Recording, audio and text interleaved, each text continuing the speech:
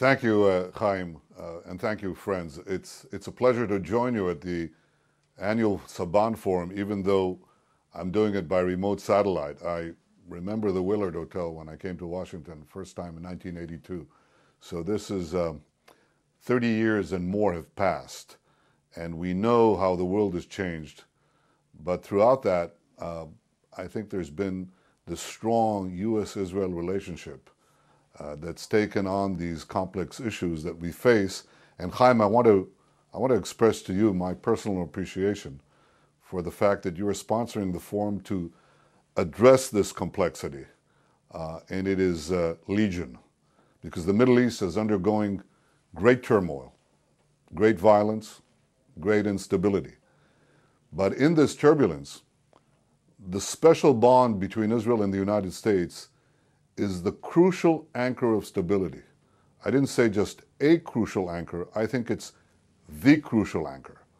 And I want to thank President Obama for his commitment to our strong alliance.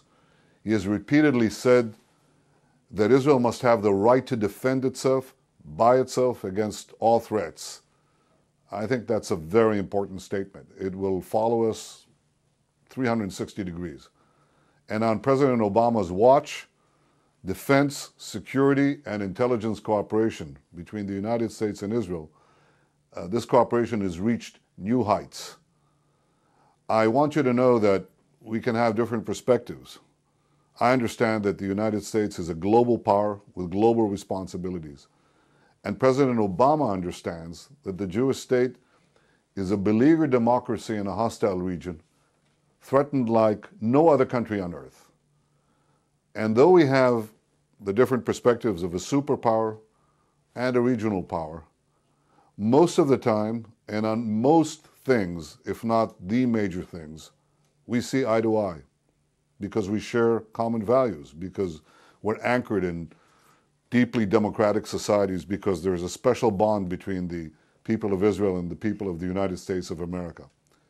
Sometimes we differ because we have these different perspectives. But we always share our views honestly, sincerely, and respectfully. That's what good friends do. And that's what we'll continue to do.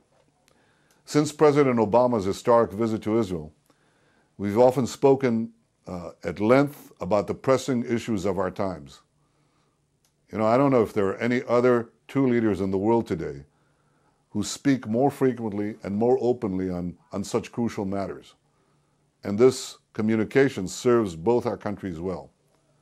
I also want to take this opportunity to praise Secretary John Kerry for his tireless efforts for peace. Tireless, I mean, this man doesn't sleep. I spent so much time speaking or meeting with John Kerry that some of my cabinet colleagues are starting to get jealous. They complain that I only have time for him. Well, John, you have my thanks and the thanks of the people of Israel for your dedication and your commitment to peace. A moment ago, I mentioned that the Middle East is going through unprecedented volatility, violence, and instability. Out of all this uncertainty, one thing has become absolutely clear.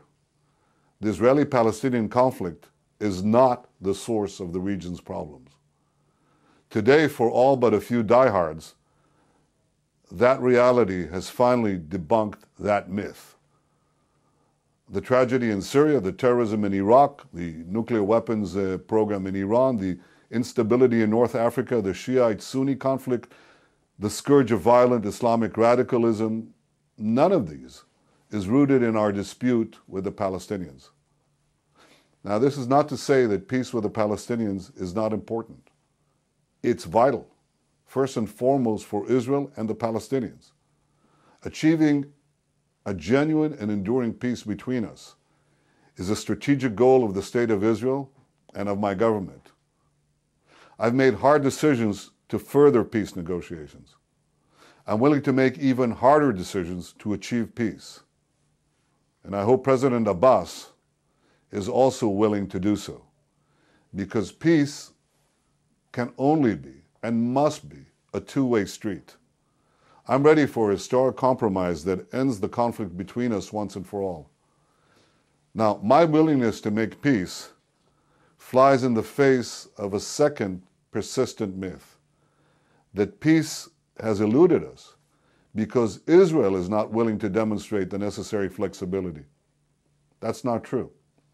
Under successive governments, Israel has demonstrated the flexibility and the willingness to make painful concessions. These will require discussing the issues of territory and settlements. But the core of this conflict has never been borders and settlement. It's about one thing: the persistent refusal to accept the Jewish state in any border. The real key to peace is Palestinian recognition of the right of the Jewish people to national self-determination in this part of the world. This conflict didn't begin because we denied the right of the Palestinian people to a state of their own. We agreed to that in 1937 in the Zionist movement's response to the Peel Commission's partition proposal. Well, the Palestinians refused. We agreed to that again when we accepted the UN partition proposal in 1947 for a Jewish state next to a Palestinian state. Palestinians again refused. In the 20 years since the Oslo Accords, every time we've offered a historic peace with a Palestinian state next to a Jewish state, the Palestinians still refused. 6 successive Israeli prime ministers, myself included, have been ready for a historic compromise with the Palestinians. But it was never enough, because all the Israeli proposals, all the Israeli concessions were based on one premise: that the conflict would be over, that it would end, and that there would be no further Palestinian national claims on the Jewish state.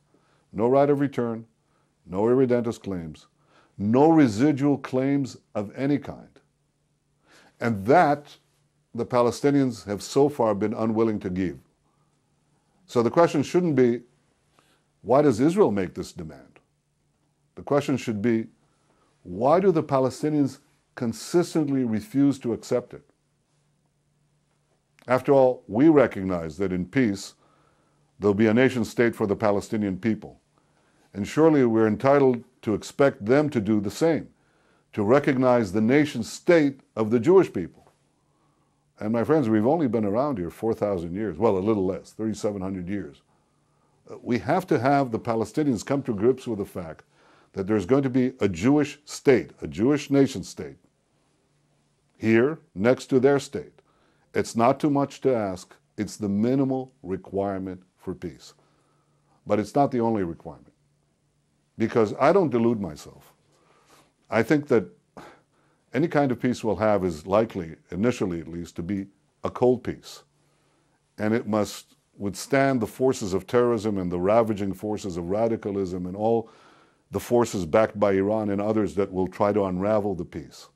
And therefore, any agreement that we make must enable us to protect the peace, or conversely, to protect Israel in case the peace unravels.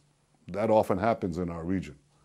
So there must be ironclad security arrangements to protect the peace, arrangements that allow Israel to defend itself by itself against any possible threats.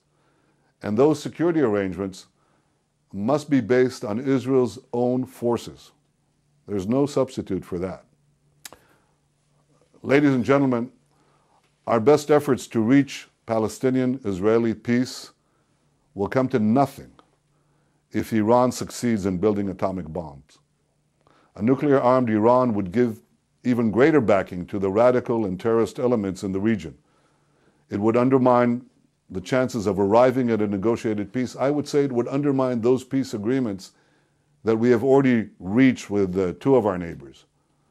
Just 3 days ago, Iran's representative to the UN reiterated the regime's refusal to even recognize Israel. And this came a fortnight after the ruler of Iran referred to Israel as a rabid dog and to us as not worthy of being called human. He said we were doomed to failure and annihilation. And earlier in November, Khamenei called Israel an illegitimate and bastard regime. So the Iranian regime's pursuit of nuclear weapons makes these remarks more than a simple matter of sticks and stones. People tend to discount rhetoric from rogue regimes, from radical regime, they said, well, it's just talk. But talk has consequences. We've learned that in history, especially when the regime that makes these statements is actually building the capability to carry it out. This same regime supplies its terrorist proxies, Hezbollah, Hamas, Islamic Jihad, with thousands of rockets. Rockets that are aimed at Israeli civilians, rockets that are precision-guided munitions that are increasingly lethal and deadly. This is a regime committed to our destruction. And I believe there must be an unequivocal demand, alongside the negotiations in Geneva, for a change in Iranian policy. This must be part and parcel of the negotiations. In other words, I'm saying that what is required is not merely a shift in a diminution of Iran's capability, an elimination of its capability to produce nuclear weapons, but also a demand to change its genocidal policy. That is the minimal thing that the international community must do when it's negotiating with Iran. And as you know, it's not just about Israel. Iran continues to trample the rights of its own people, to participate in the mass slaughter in Syria, to engage in terrorism across 5 continents, and to destabilize regimes throughout the Middle East. I don't think I don't think any of us can overstate the Iranian danger.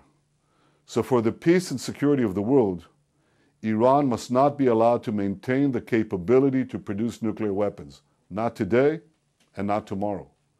The world must not allow Iran to be a threshold nuclear weapon state with the option to cross that threshold at a time of its choosing. Therefore, unlike the recent interim deal, any final deal must bring about the termination of Iran's military nuclear capability. I've expressed my concern since before Geneva that the sanctions would begin to unravel. I heard today that Iran's president said that, in fact, the situation in Iran economically is already markedly improved since the accords were announced. They haven't even been put in place yet. So steps must be taken to prevent further erosion of the sanctions, because ultimately the sanctions remain an essential element of the international effort to compel Iran to dismantle its nuclear military infrastructure, to take apart all the centrifuges, to tear down the heavy water reactor, to eliminate the current stockpiles of enriched uranium, to cease the development of ballistic missiles and the work on weaponization, which, by the way, the Geneva Agreement does not address. None of these things that Iran insists it must have, none of them is necessary for a peaceful nuclear program. So while Israel is prepared to do what is necessary to defend itself, we share President Obama's preference to see Iran's nuclear weapons program end through diplomacy. But for diplomacy to succeed, it must be coupled with powerful sanctions and a credible military threat. Now let me repeat that. A diplomatic solution is better than a military option, but a military option is necessary for diplomacy to succeed, as are powerful sanctions. We all agree that after a couple of years of tough sanctions, Iran finally began to negotiate seriously. Because of the pressure, what seemed impossible yesterday became possible today. We shouldn't assume that more and tougher sanctions won't lead to a better deal. What seems impossible today could become possible tomorrow. My friends, preventing Iran from achieving a nuclear weapons capability is the paramount challenge of our generation, because a nuclear-armed Iran would literally change the course of history. It would threaten the peace and security of us all by arming the world's most dangerous regime with the world's most dangerous weapons. I think we've learned from history that regimes with unlimited appetites act out their fantasies and their mad ideologies when they think they have the weapons of mass death, or at least incalculable power. That's what usually happens. Such power in the hands of such regimes unleashes the worst ambitions. It's not that they don't have diplomats. They do. They have diplomats. Some of them even wear ties. They might speak English and they might make PowerPoint presentations. Well, in the past, they just spoke English. And they spoke reasonably well. But when the powers behind the throne, the power on the throne, is committed to a radical ideology and pursues it and talks about it again and again and again, then I say, beware. We've learned in our experience, the experience of the Jewish people, to take seriously those who speak about our annihilation. And we will do, and I will do, what is necessary to protect the Jewish state and the future of the Jewish people.